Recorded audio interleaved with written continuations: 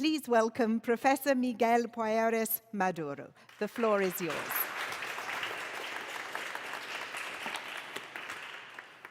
Thank you very much. Thank you very much for the invitation. It's a particular honor to be here associated with this award.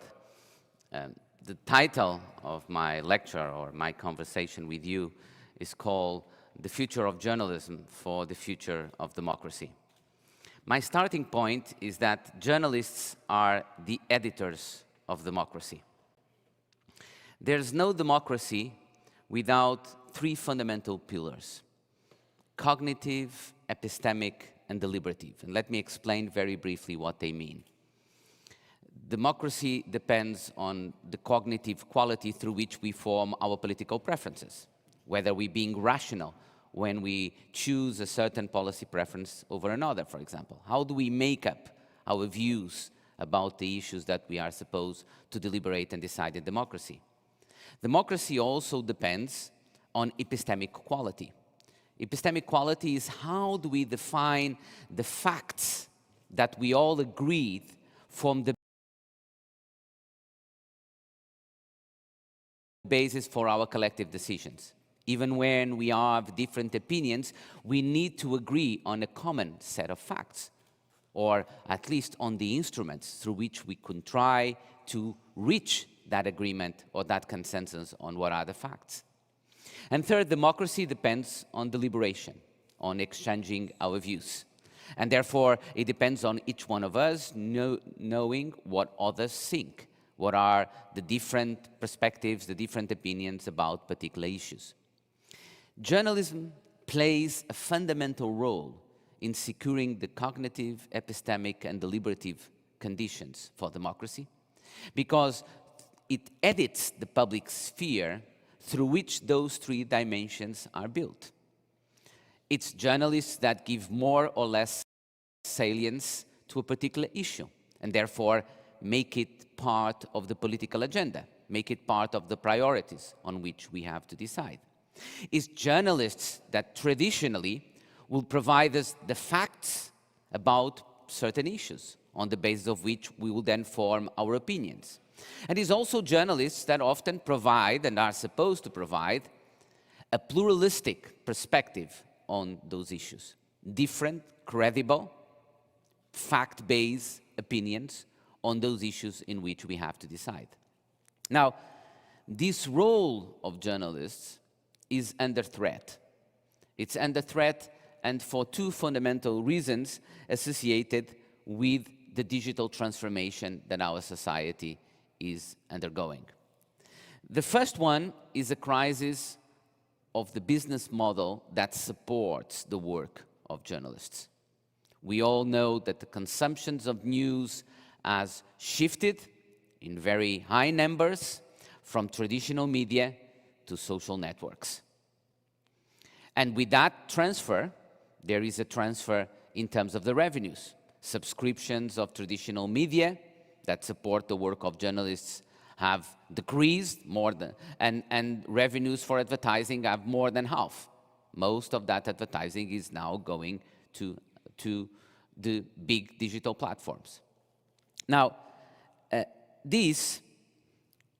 that can be either a transitional, some characterize this as a transitional crisis even because they say there are models and examples of success of converting the traditional media business model, such as the New York Times. Others sees it as a structural, almost definitive crisis, but either one way or the other is profoundly disturbing and changing the role and importance of journalism in the context of our democracies. For some reason, journalism, for example, in the United States, in recent years, they do a survey about the best and worst jobs to have, and journalism has consistently featured among the 5 worst professions to have today. Financial instability challenges the independence of journalists. We all know that. It also, the lack of financial resources also affects the quality of journalism, reduces the available financial resources necessary to guarantee the quality of the editorial processes within the media, reduces the money available for investigative journalism. So it has a negative impact in many ways. And if news are no longer being funded, either directly through subscriptions or indirectly through advertisement by readers, then the question emerges is, who is funding it and for what reason? If entrepreneurs fund newspapers and they don't get a financial return, the question emerges of why they are doing it, and doubts as to independence and the reasons for that. The same if media becomes too dependent on public resources. The question of the strings attached by governments to giving those public resources becomes relevant, and again, questions of independence emerge.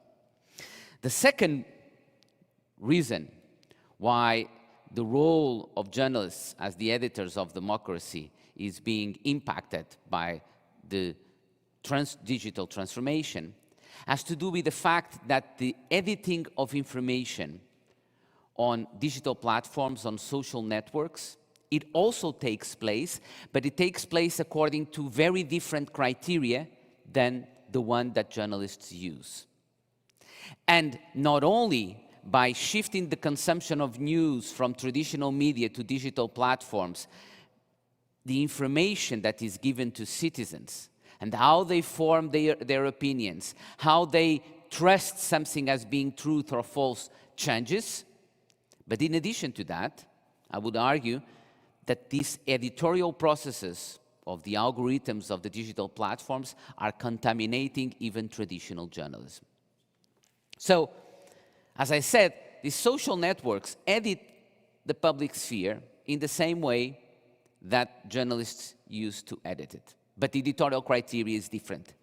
The editorial criteria is a product of their own business model, that is a model that depends on a particular form of engagement of the users with that platform. And nowadays, even through increased and extensive research, including through behavioral science, we know what that model is and what it means in terms of what kind of information is given more salience to, on how people in the social networks believe something to be truth or false. So what we have is dopamine-driven news. Dopamine is a molecule that we have that basically is like a drug shot, basically. It is what makes us curious, what wants to make us to know more.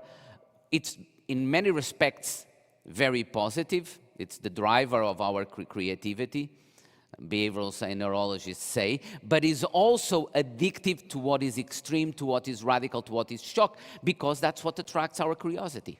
I always say, it's like being bitten by a mosquito. We know we shouldn't scratch, but we don't resist and we do it. And that's the kind of news that the model of engagement on social networks promotes.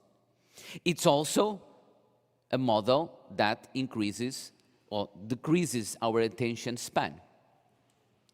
The time people spend per task has decreased enormously in recent years as a consequence of the fact of how we learn to behave through our platforms. I'm here talking to you, and I almost have my instinct of getting my phone and see if there's any news or anything like that.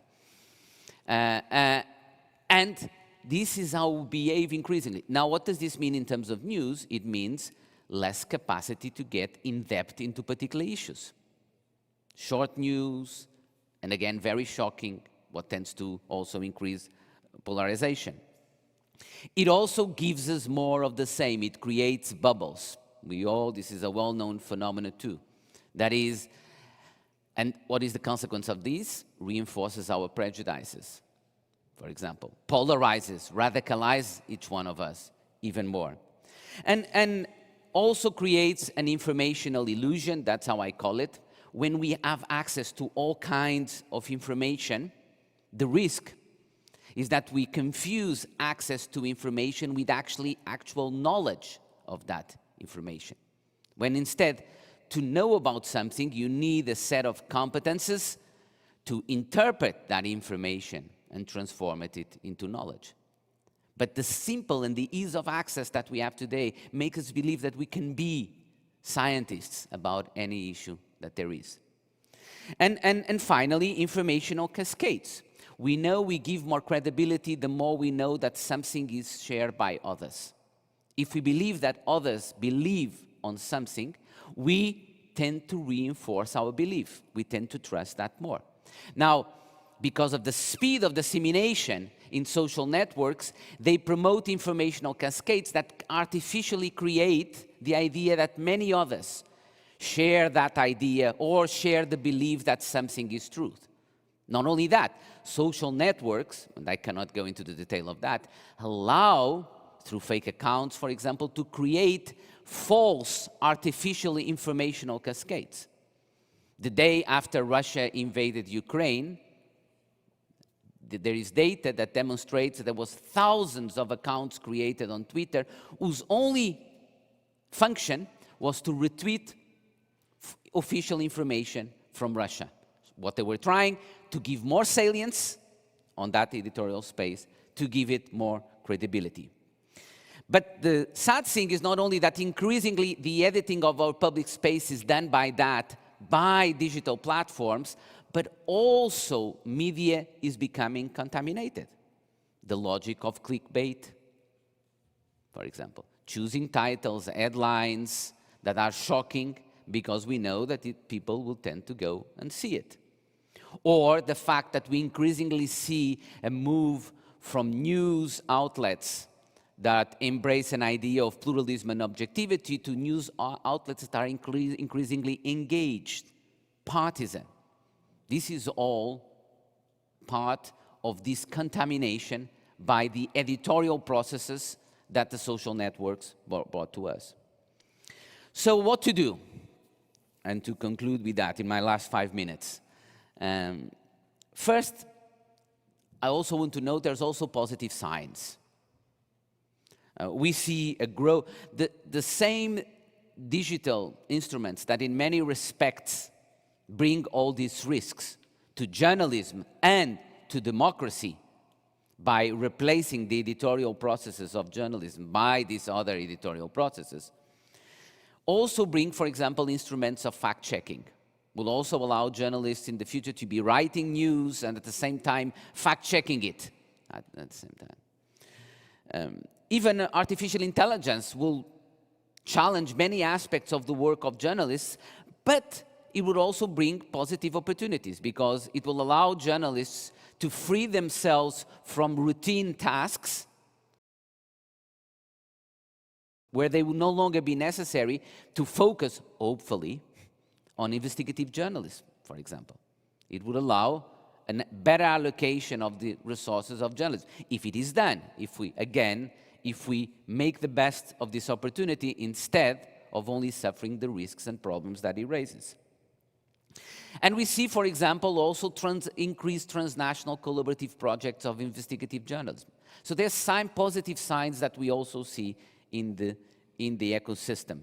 The question is how to support the ecosystem of journalism on the one hand, to resist to the challenges that this transformation is bringing, and on the other hand, the second question is how can we try in the digital public sphere, that of social networks, to introduce an architecture of governance, a model of functioning of these social networks that instead of challenging the traditional editorial criteria of journalism, will actually mirror it and will make use of it. So, and to conclude in that respect with some proposals that I believe are important, and some of them are already on the table.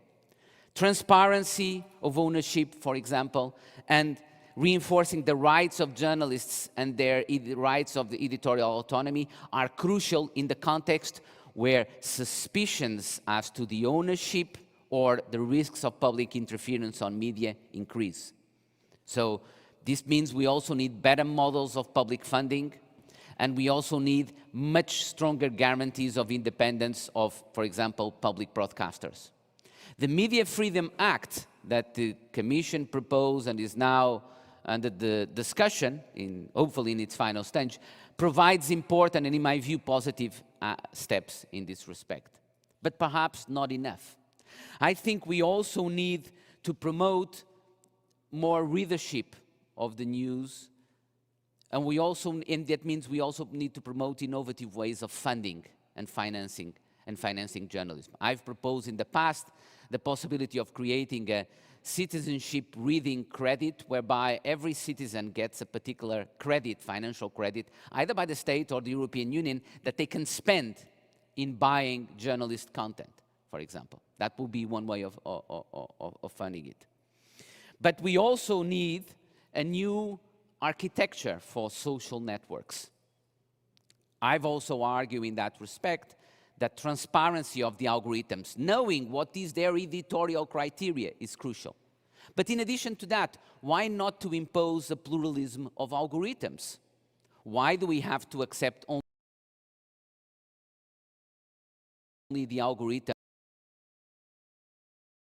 Propose an alternative algorithm. And as a user, I could choose the criteria on which I want my timeline to be edited, for example.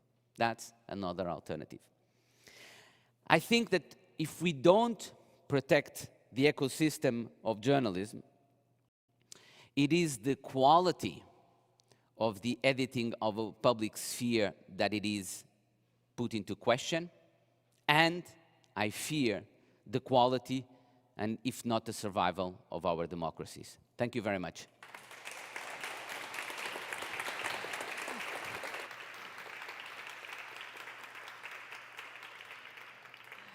Thank you, Professor. Yes, what was that? That was 10 minutes of very grim news about the risks facing journalists and the fact that it's considered one of the worst professions. I would imagine that it's normally down there with estate agents and politicians, if I remember correctly. But thank you very much for those suggestions. And in fact, I'm going to ask the professor to come on stage again to take a seat there and be part of our panel discussion. I would also really like to encourage people in the room to ask questions. You've heard some of the things that the professor has said. I was writing them down. I like the idea of a credit for consuming and buying quality news, because yes, it is under threat. So let me introduce to our other speakers. Meera Selva is the CEO of Internews Europe, a research associate at the Reuters Institute for the Study of Journalism. They come out every year with a fantastic report, and I really advise you to have a look at it. Meera was also a former journalist. Let me also introduce two of our jury panel members. So Syed Nazakat is an award-winning journalist, media entrepreneur, and CEO of DataLEADS, which is a tech and digital media company. And I'm sure that Syed was listening very carefully to what the professor says, because of course a lot of what you do is fact-checking and media literacy. And another jury member is Vânia Maia, who is an independent journalist, worked for 15 years for Portugal's best-selling magazine, Vision in Portuguese.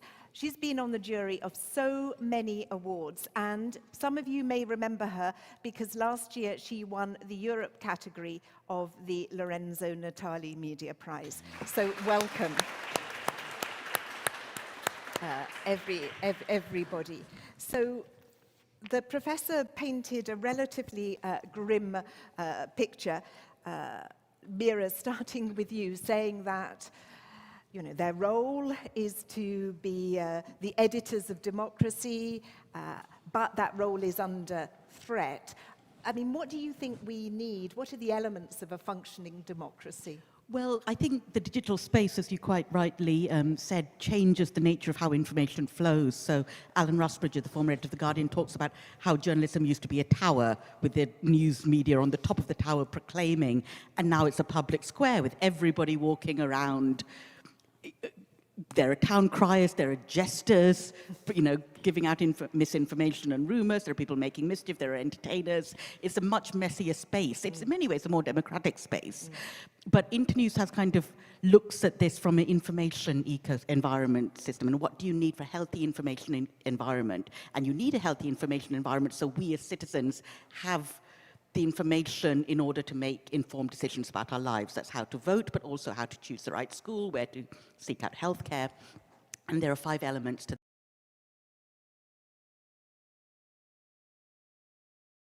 that. So one is good information, good data, safe access to that data so you can access it without getting thrown in jail. You need accountable institutions that are responsible for providing this data and acting on what that data shows you. You need critical thinking, which is really media literacy, a kind of literate population that understands what's going on. And then you need a sustainable media sector with that as well. And so we look at it from those 5 things. And then the thing that journalism does, especially here, is hold power to account. So it's not just about providing information for citizens, it's holding politicians to account.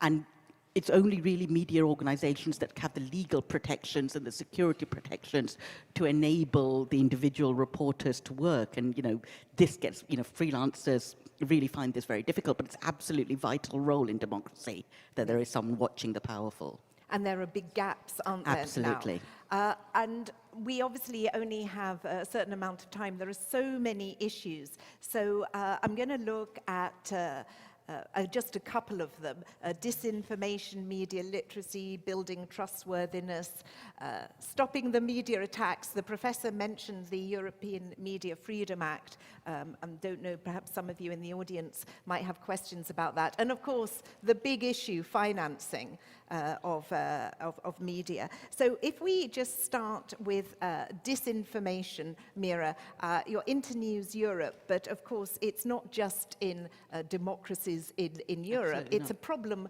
worldwide, isn't it? How big a problem Well, is it's a huge problem, and misinformation, disinformation, propaganda have been with us since time immemorial. Everybody wants to distort facts for their own reasons. What's changed now is the digital aspect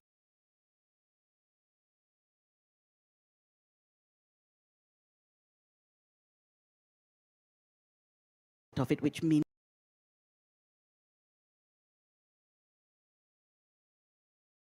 And some of these platform companies, Facebook, X, all of them. Now, organizations like yours have been working with them, haven't they, to try and counter disinformation. What sort of response are you getting from them? What we've tried to do, because we work with local journalists and local partners on the ground who are very aware of the harmful rumors and the disinformation that spreads in their countries. And what we've really tried to do is ensure that they have a kind of a communication channel to the technology companies. So Meta, for example, set up a Trusted Partners initiative, which the idea was that there will be trusted partners in different countries, and when they see something, that they can flag it, and that someone at headquarters at Meta will react and know what to take down. Now, what's happened realistically is that program has not been well resourced, and so the partners, who really want to help, civil society is really engaged in this, have felt a bit abandoned, because they said, well, we put our credibility on the line by saying we'll work with you, and we flag these issues, and then nothing happens. Yeah, and we saw on the news today, you might have heard, Joseph Borrell was having a go at Elon Musk on X because of all of the disinformation about the Israel-Gaza conflict going on. Yeah, yesterday was not a good day for disinformation on social networks. No. It's spreading like a wildfire, and as you say, they're not, in your words, really taking it seriously enough. They are taking it seriously, but it requires a lot more resources and a lot more commitment. And the problem is with technology companies, they make their money in one part of the world, but their user base is in another part of the world. So they're not in many ways incentivized financially to sort this problem out, because that's not the area where they make money. So this is where regulation comes in, because that's the only real way. Understood. I mean, Syed, in Asia, in your neck of the woods, disinformation, is it rife, and what can be done about it, and what is your organization trying to do? Yeah, thank you so much. And really pleasure to be here. I think There are two things I think we really have to recognize. Number one is, for the first time in the human history, we have more access to information than ever before. That essentially means how to make sense of this information which is out there. Manually, it's almost impossible. And that is creating, you can say, a massive challenge for countries all across the world, particularly in Asia, because we are emerging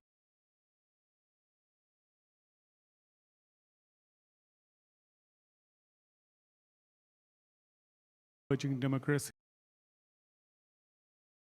And we see the challenge of disinformation in that space has really taken a big, huge space, and it has resulted in the massive situations, including loss of life. Just a couple of months back home in India, we have a small state, and down what we call northeast, bordering China. More than 200 people died there fighting a communal clash, which actually slighted a clash between two communities there, which actually escalated because of the misinformation. A couple of years back, we saw a WhatsApp forward about child kidnapping in India, which was essentially a child safety film, but somebody deliberately edited that, which resulted in a mob lynching, where more than 40 people got killed by mob because there were rumors that there are child lifters picking the kids and everywhere. We are seeing deliberate content created, millions of videos and photos right now in the last 3 days, essentially trying to create a situation in many Asian countries, in Indonesia for that matter, in Malaysia, in Bangladesh, where the Muslim majorities are there, to create a hatred against the situation which is emerging from the Middle East. So I think this is a massive challenge, and I don't think Asian countries or journalism in Asia have a capacity alone to deal with it. I think there's a much bigger responsibility on big organizations around the globe to come together and have a basic guideline and understanding how we are going to deal with the challenge. Because at the moment, if you look at, for example, India, 60% population is on internet, 60% billion plus population is internet. In next couple of years, the remaining 40% will be on internet. So that means everyone is internet, and the literacy level is extremely low. People do not know how to fight it back.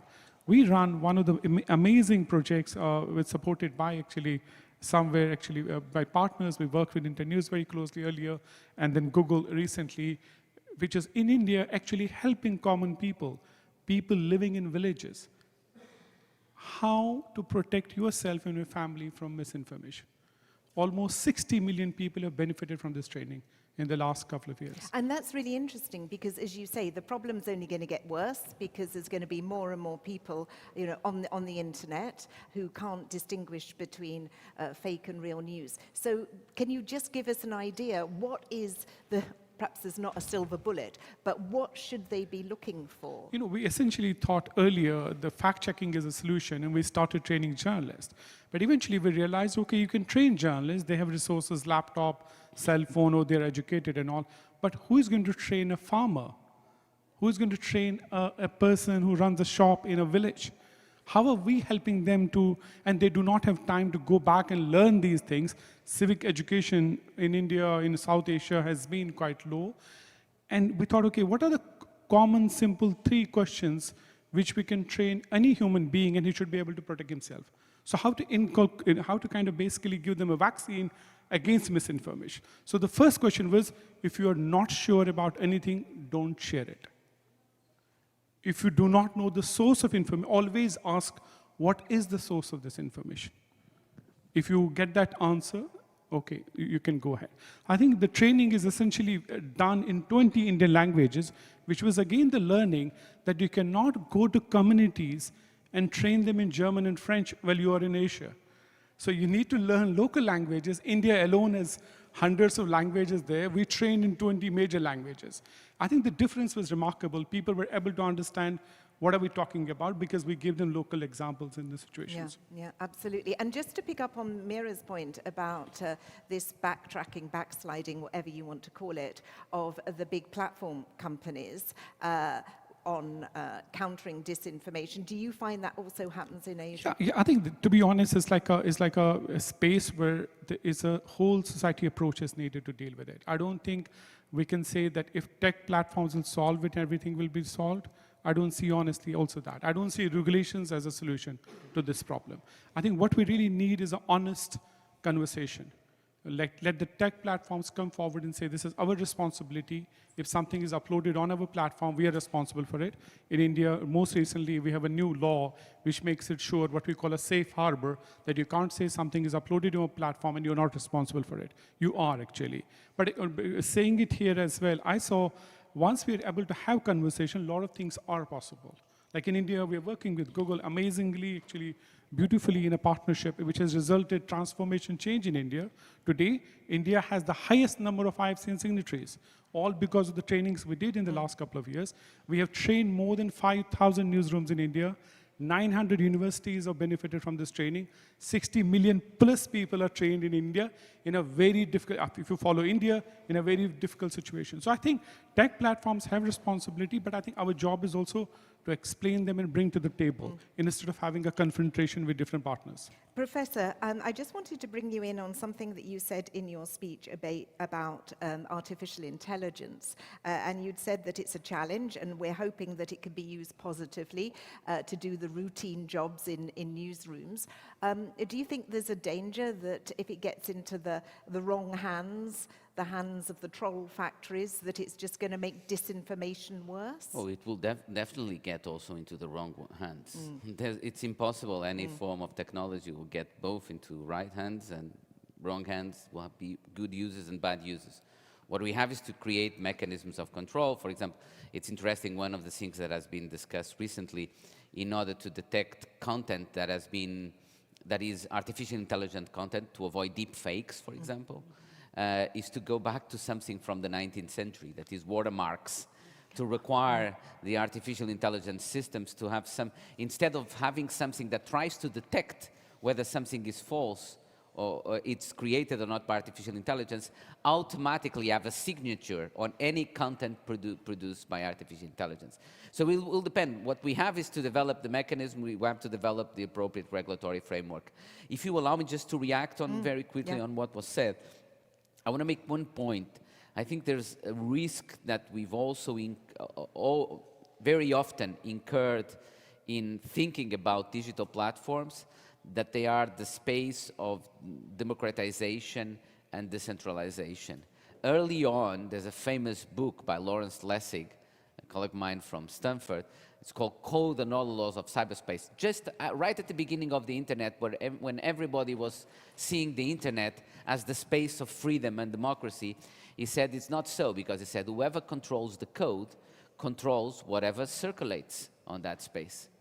And we've seen that with China. You go to China, you Google the name of the China's president, and you only have the news that they want you to see about it. So it can, but even in democracies, even with the private companies, their algorithms are top-down forms. So I think they're also hierarchical. We tend to think that they operate in a decentralized manner. They don't. They operate in a centralized manner that is not immediately visible to our eyes. That's what algorithms do. And the other point I wanted to make is on disinformation. I think that we need, again, to understand that there's only one parallel in history, I think, to the impact that independently from artificial intelligence, to the impact that the digital transformation has had and the internet has had on the spread of information and the impact that has on our relation with information. It's printing. And printing, as you remember, was responsible for revolutions that followed. It changed exponentially how good and bad ideas could circulate, how information, it was great to promote cooperation, advance of science, but also created political and religious revolutions. That's the kind of challenge that we are facing today. And that means we need to address it in a very different way than the way we addressed information, including fighting disinformation before. Yeah, sure. Let me bring in Vânia, because we've seen there's all of these challenges to journalists. You're a working a journalist at the moment. And there's a report by the Reuters Institute for the Study of Journalism, which I mentioned earlier, and it says fewer people trust traditional media. You come from the traditional media. How do you think they're going to recover? How are they going to be considered trustworthy again? Hello, everyone. Well, I believe there are many things that can be done to recover trustworthiness, but I guess none of them will deliver a result immediately or is a silver bullet, like you said before. And trustworthiness is not only important to traditional media, but also to every media, so it's something that we really have to nurture. I think, first of all, journalism must be relevant to people's lives. Only if journalism is relevant to people's lives will they be willing to protect, engage, and pay for journalism. I think one of the many things that's been eroding people's trust in the media is that they don't feel represented. Audiences need to see news about people like them, and they need to see their problems addressed. Journalists must reflect about whose voices they should amplify and why. Of course, it's easier to be representative if your newsroom is also diverse. I think transparency is also key, and I don't mean transparency just in terms of ownership and pluralism, which the European Media Freedom Act addresses, but also transparency regarding journalistic methods, ethical principles, verification strategies, defense against biases. What is objectivity supposed to mean? It's extremely important to show the audience the backstage of journalism, not only to gain their trust, but to show them how much the journalistic craft is different from the unverified information that circulates everywhere nowadays. And I don't know if you've heard the news meeting. I don't know if anyone is a fan. It's a podcast by Torches. It's an excellent example of a show which brings listeners to the newsroom and tells them about the ethical dilemmas of journalism, the journalistic rationale. It's a great show, so I advise you all to take a listen. Now, media literacy can also be a very efficient tool in building trust. Several studies have been showing us that those who consume less news are the ones with the highest mistrust towards the media. So this tells us how hard it is to reach a wide range of the population, which is even more vulnerable to disinformation. So I think media literacy can help us prevent that at schools, for example. It's extremely important to teach audiences how to distinguish what is journalism from what it's not, or worse, from what pretends to be journalism. Just to finish... Yes, please go on, because I don't want to... We've talked about media literacy, which is really important, yes. but of course, these journalists are going to have to up their game, and I'd like to bring in Meera yes, on but that. I just want to say that media literacy can be very, very important. We need programs to teach people, and I just want to leave one last note, because let us not forget that one of the main reasons why there's a decrease in media trust is because there's a great effort to undermine journalism by many forces, political leaders, extremist movements, social networks, big tech, you name it. So disinformation, polarization, and populism are out there, and that's probably the biggest and the toughest fight we have to fight. And I'll come back to you on the European Media Freedom Act, because I know you've been covering that really closely. Just to come to Meera, much of what Vânia says must resonate with you. There's really something that these newsrooms and journalists have got to do. Absolutely, because if you look at why the information space has got so chaotic and why people are going to all these other sources of information. Part of it is that media has failed as well in many ways. It became irrelevant to large sections of people's lives. It's kind of linked to a falling trust in all institutions, and this is partly because of a kind of rising inequality in many societies, where there are huge populations that feel that these people are not speaking for me or to me or about me. And so there's an information vacuum in their lives, and that gets filled. So you're absolutely right that the media needs to take a good hard look at itself and see how did we lose people where did we lose these people? What did we do wrong in many ways as well? Yeah, absolutely. And I mean, as you were saying, the media is under attack, quite literally. And just tell me, in Asia, Syed, I mean, what are we seeing in terms of, attacks, as Vânia was saying, under political attack, legal attack? I saw there was a lot of Indian journalists who were being spied upon by Pegasus, so cyber surveillance seems to be a big problem too. Just give us a flavor. Yeah, I know it was never easy to be a watchdog. I think I've been a journalist for 15, 20 years covering national security and the war zones. It was always tough. But I think what's happening now, which is across a region again, is surveillance threats, which are more becoming visible and clearer and clearer. We are losing journalists one after another in different parts of Asia. There have been assassination of journalists. One of our colleagues got assassinated a couple of years ago just for a journalism, nothing else. I think it's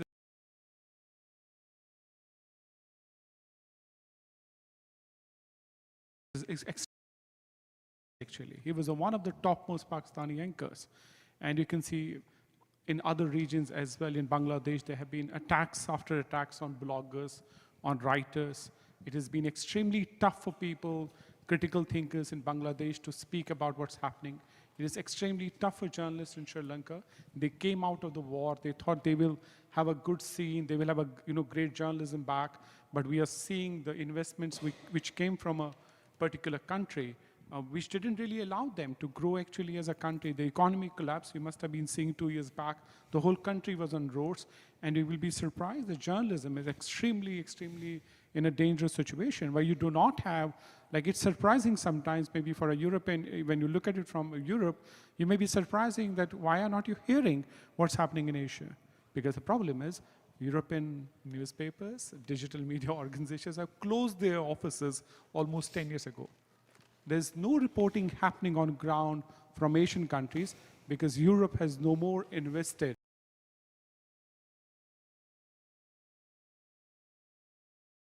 in the idea of understanding that region. I see also a crisis in terms of essentially the awareness of the danger, what we are facing today. We're not seeing stories coming from that region. And somehow, when we make policies or we make bilateral engagements, we completely sideline critical issues because there's no independent reporting happening on those issues. So I honestly feel that we have a huge challenge here. I think this is a bigger challenge than a lot of other challenges we are facing, the survival of journalism in itself, actually. I think we do not have resources, we do not have networks, we do not have. A couple of years back, we started Asia's first investigative journalism conference, and I heard a lot of my colleagues from America saying, do you really have investigative journalists in Asia? I said, okay, pause me for a minute. There have been journalists who have went to jails and done amazing world-class reporting. There are newspapers which are known for investigative journalism. And he said, no, I wonder if we do the conference, Asian Investigative Journalism Conference, who will come? And a couple of months later, when we did the first conference, 400 investigative editors and journalists from Asia were at Manila for the first Asian Investigative Journalism Conference. So, exactly, and I would like to move on. I think you've given us a very strong idea of the threats to journalists there, and of course, yeah, part of it is perhaps the Western media, perhaps due to lack of funding cuts. I know where I was trained, BBC World Service, they've cut a lot of their language services, unfortunately. Vânia, let me just bring you in, and perhaps also the Professor and Meera, because many of you here in Brussels will most probably be following the European Media Freedom Act. For anybody who hasn't, I understand it's just gone through the European Parliament, and it aims to safeguard journalists from political, economic and private sector interference. It's massive, but I know, Vânia, you've been looking because you're particularly concerned about cyber surveillance. And how strong do you think its provisions are? Because I know there's a caveat on national security. There's always a caveat on national security. Well, before answering directly to your question, Claire, let me just remind that, of course, there are nuances regarding the protection of journalists, depending on the region of the world under scrutiny, but unfortunately, we have many reasons to be worried inside the European Union. There are still journalists being killed in the European Union, like Georgios Karavas in Greece, Peter de Vries in the Netherlands, Daphne Caruana Garcia in Malta, Jan Kuciak in Slovakia. It's absolutely shocking. And there are other countries that have draconian laws Which against, is why this European against Media journalists. Freedom Act is like really needed. Slovenia, Poland, Hungary, I could carry on. There are a lot of examples. Just recently, French authorities detained journalist Ariane Lavrillieux after her reporting on leaked documents that claimed French intelligence was used to target civilians in Egypt. So I could go on. There are many, many examples. Do you think this European Media Freedom Act is going to protect them? And if we think about cyber surveillance, is that strong enough? Well, after all these examples that I've given, I could give more, I believe it's absolutely obvious that the European Media Freedom Act must fully ban spyware, surveillance against journalists and their sources.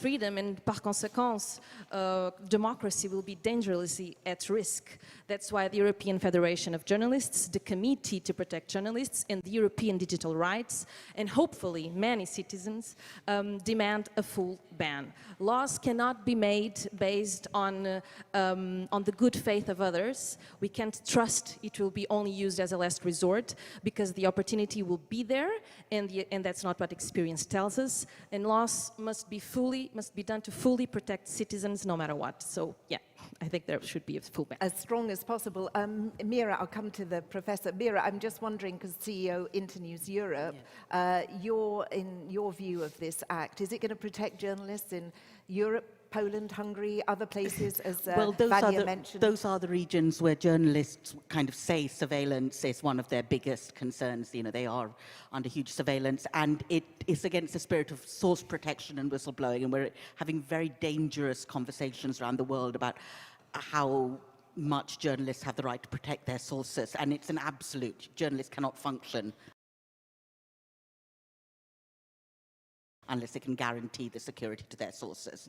And the other thing to really point out, because we operate globally, is that laws passed in Europe, because Europe is kind of one of the leading thinkers in this space, these laws are then often mirrored around the world, and they're often form the basis of legislation in other countries, and other countries that don't have the freedoms of speech and protections that exist here. So really got to see how these laws will then be interpreted. And that it's as strong as Asia. possible, so in Asia Absolutely. it might be mirrored. Yes, Professor. So first, let me tell you, I think the Media Freedom Act is a very positive thing. It's a very good first step. And I know this well because I was a member of the high-level group on media freedom and media pluralism that back in 2012 suggested this and said that the EU had a legal basis to do it. And at that time, it seemed completely impossible. There was almost, there were only two, by coincidence, I moved into government immediately after that, and I was actually the minister representing Portugal in the council in that meeting. And it was only me and the Belgian minister that defended that. No one else defended that. So the fact that this is now possible is a very positive thing. And I think the Commission and the Member States and the Parliament are to be complimented on that. But now comes the but. There are one aspect that concerns me with the Act. It's not so much the question of how the rights are being are drafted, because I trust the Court of Justice interpretation. I trust that the Court of Justice will interpret any exception in a very, very narrow way, because otherwise it will be a violation of fundamental rights, and therefore the court will not accept it. So I think I'm relatively comfortable with that. What I'm uncomfortable is with the mechanisms of enforcement. Because basically, it's not really possible for individuals to bring actions. Be very hard for them to have admissibility. This will take us into a technical legal question, but trust me. And then I just have got a few questions on financing before I come to the audience. The enforcement is basically going into a little bit like happens now with the conditionality of the rule of law, basically into the hands of the Commission. And even the regulatory body that is foreseen is not an actual regulatory body, it's an advisory body whose independence is not really fully guaranteed. It depends on national regulatory bodies, and many of them are captured. And so, ultimately, will come down to the Commission enforcement. And the problem that we are seeing with the conditionality of the rule of law is that the Commission can very easily be, very easily I wouldn't say, I don't want to say that, but can become prone to be blackmailed, because a state that could be subject to an action on that area says, oh, then we block the entire legislative process on this other area. Yeah. So it's the enforcement that concerns me in the act, is not so much how the rights are designed. Yeah, no, thank you for making that point. Just a few thoughts on finance, because that is obviously key. And as you said, Professor, in your remarks, that this has been totally upended because the business model has changed. I was just wondering, Vânia, I mean, what impact have you seen in your newsrooms on the financing crisis, on the quality of journalism? Well, I think the financing crisis, that's the root cause for many, many mistakes made by media companies that have undermined quality journalism, and also the trust in media. I think Professor has mentioned a few before, like clickbaiting and everything, and going for emotion instead of going for hard news. Surprisingly, there's still high quality journalism being made every day. In Portugal, for example, there's almost a total lack of support for the media, unlike other countries, like France, for example. And I don't think we should expect much from our governments. I've lost hope, I must confess. That's why I think we should turn to the European Union.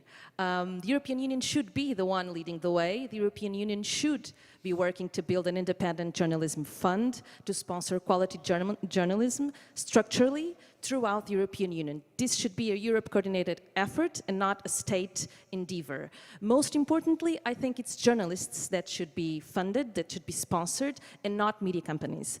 When you are funding media companies, you never know, you're never quite sure if the funds will be truly invested in quality journalism. So I think the system should be done to sponsor journalists and not media companies. Of course, media companies can have tax benefits. I think that's very interesting too.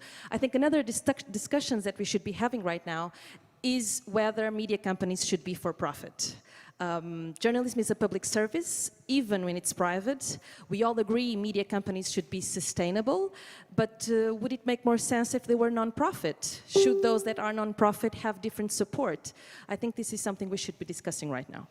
That is a whole conference. I'm going to ask Meera just to reflect on what Vânia has said about the financing. Goodness, without setting up lots of different panels without and breakout rooms. Because I want to go to this audience here. Yes. Well, people always have funded journalism and bought media companies for their own gain. So if you look in Britain and you look at the history of the press barons of yore, they all bought it for influence, for prestige. There's always a reason that's not just about supporting independent journalism. And so we're still in that world that people buy journalism for different reasons. People do journalism for very good reasons as a whole, but the people buy media outfits for different reasons, and it's often where you do that. Every form of financial ownership, financial support comes with pluses and benefits. If it's all, you know, if it's government sponsored, you wonder, you know, there are the obvious concerns. Even membership models, even media outlets that go to their members, you know, their readers and say, will you pay a membership? That then means, you know, if your readers don't like something, what do? Can you report regardless? And what's really fundamental with all these different models is that the journalists and editors know that they have the freedom to report independently of whatever that financial implications are for their ownership model. And this is really the heart of it. And so we need protections for journalists that allow them to, you know, work without being sued, without being, you know, attacked in different ways. And we need different mechanisms. We need possible tax breaks, we need possible charitable status, we need separate kind of funds for public interest media. We need a plurality of media financing options, but the key thing is that we protect the independence of journalists in that. Yes, absolutely. Well, thank you to our speakers. Let me go